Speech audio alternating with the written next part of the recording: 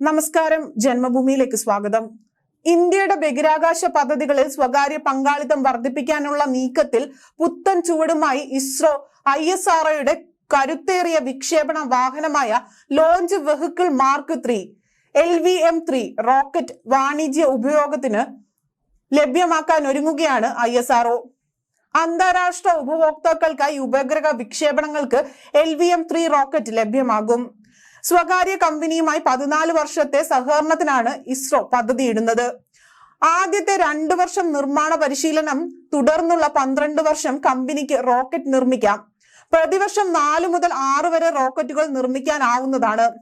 ഭ്രമണപഥത്തിലേക്ക് 4000 kilogram ഭാരമുള്ള ലോപോഡ് ശേഷിയുള്ള low earth ഓർബിറ്റിലേക്ക് 8000 kilogram വരെ സഭാരത്തിനും വഹിക്കാൻ ശേഷിയുള്ളതാണ് LVM മാർക്ക് 3. നേരത്തെ ഇസ്രോയുടെ SSLV റോക്കറ്റുകളും PSLV റോക്കറ്റും നിർമ്മിക്കാൻ സ്വകാര്യ കമ്പനികൾക്ക് അനുമതി നൽകിയിരുന്നു. ഇത്തരത്തിൽ നിർമ്മിച്ച ആദ്യത്തെ PSLV റോക്കറ്റ് ഓഗസ്റ്റിൽ വിക്ഷേപിക്കുമെന്നാണ് വിവരം.